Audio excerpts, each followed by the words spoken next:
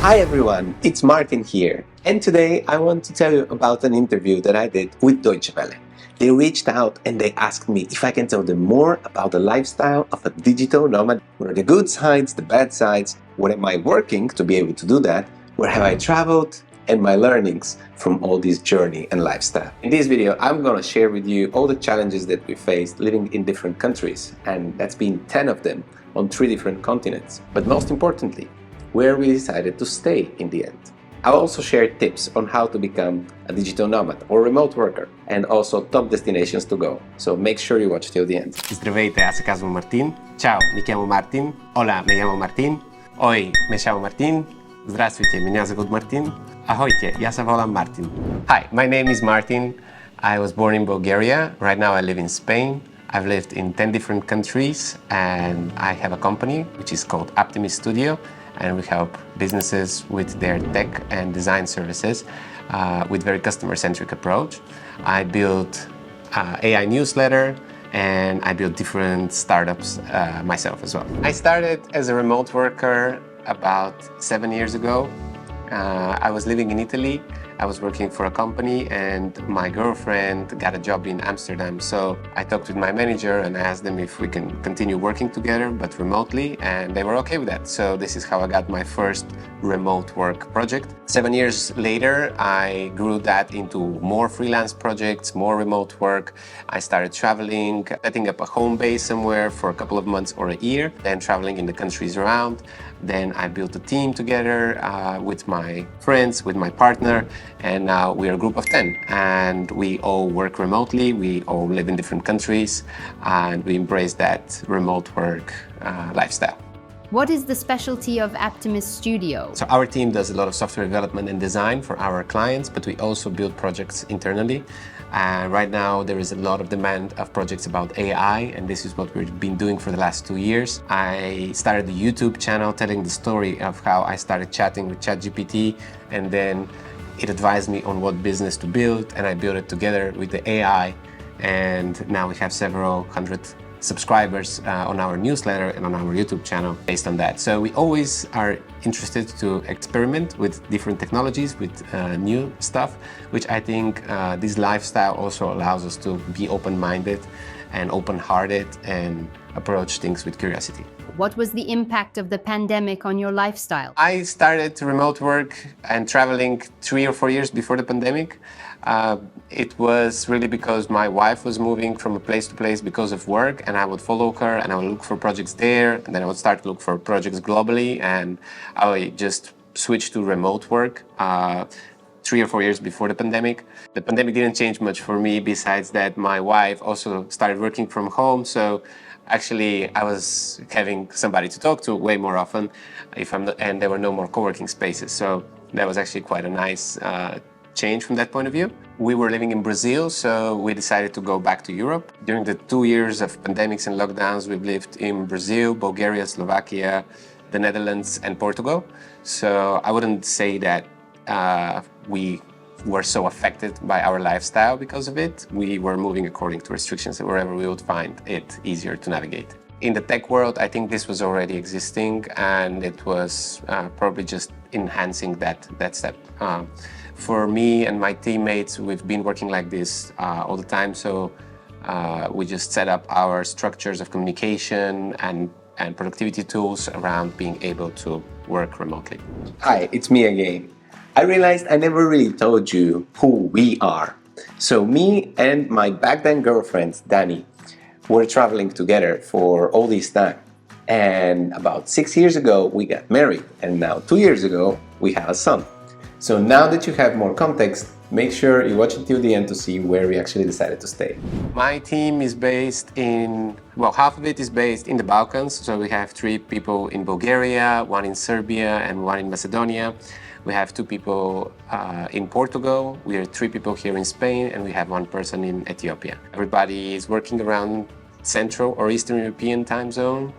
We use Slack for communication, we use Notion to synchronize our tasks so that we have very transparent communication between us and our customers about who is doing what and when. The way that we were doing our digital nomading with my wife so far was to kind of settle a home base for around a year and travel in the countries around that. So we will explore a lot of regions.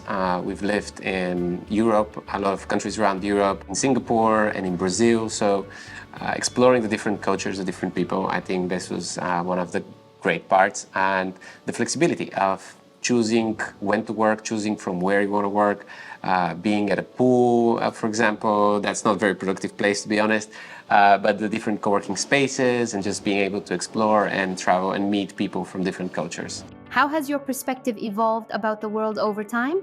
Yeah, I think the biggest change for me is really realizing that everybody is the same. So we've lived in different countries and we've seen different cultures. And I think that everybody really is the same. We have the same jokes, we eat almost the same food all over the world. So to me, we are all really one nation around the globe. So around 2 years ago, we decided to move to Spain, and now we are kind of settled in Valencia, while also working remotely and exploring other regions. Great city because it's not too big, it's quite small, it's very bike friendly. I would say the most bike friendly city in the south of Europe. It has a beach nearby, and I would say 10 months of the year it's great weather. Just in the summer it gets a bit too hot, and that's when usually we decide to travel. Now we have a son, so we just get our son and we move. I also find the Spanish culture to be very friendly, and I think this is a great place to raise a child. What's the importance of having a base?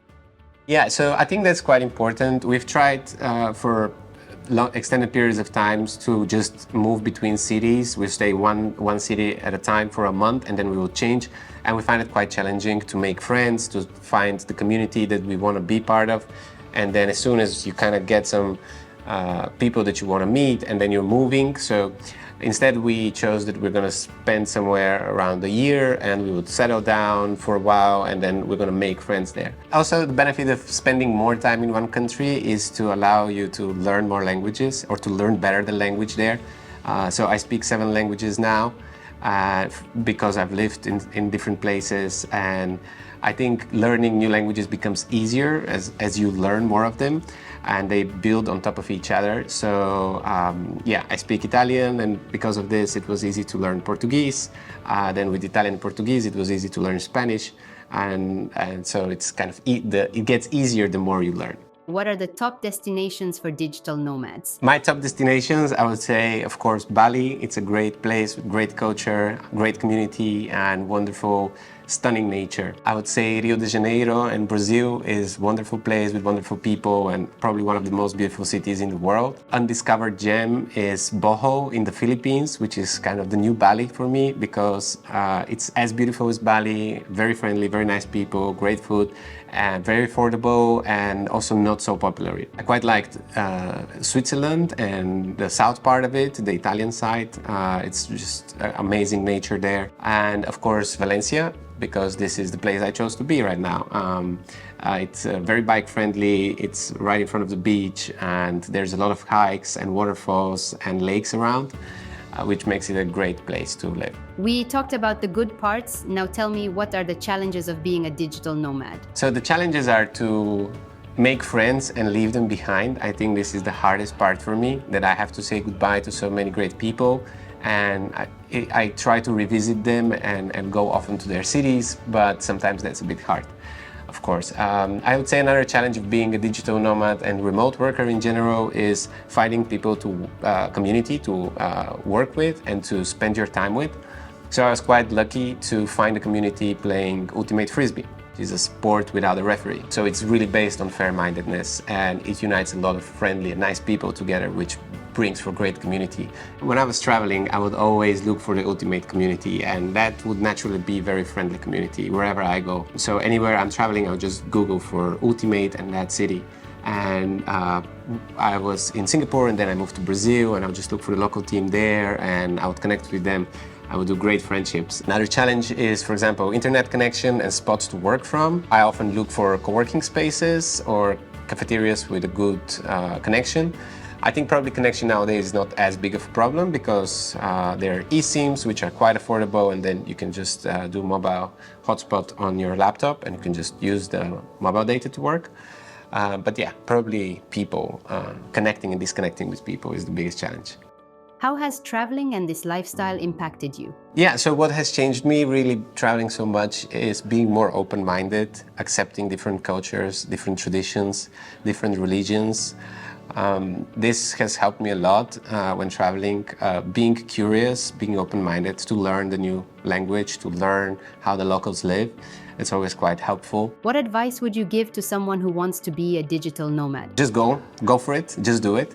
I would say if you have the possibility to work remotely right now, just go for a trip and plan it accordingly. Just experience it and don't wait for the right moment, because there will never be a right moment. If you have the option to work remotely right now, you can talk with your clients or your manager to set proper expectations, to tell them that you're going to travel that month and that you just want to make sure that by Friday everything is going to be submitted and on time, and they shouldn't worry about that. And if you don't have the option to do this right now, maybe you should go and talk to your manager or customer and tell them that you're going to experiment for a month or even for 2 weeks. Just set proper expectations, communicate very transparently, and try to be online whenever they need you, and they wouldn't really feel the difference. How would you rate Valencia as a destination for digital nomads? Valencia is the European Green Capital this year, and it has, if I'm not wrong, around 200 kilometers of bike lanes, which I think is the most bike-friendly city in south of Europe.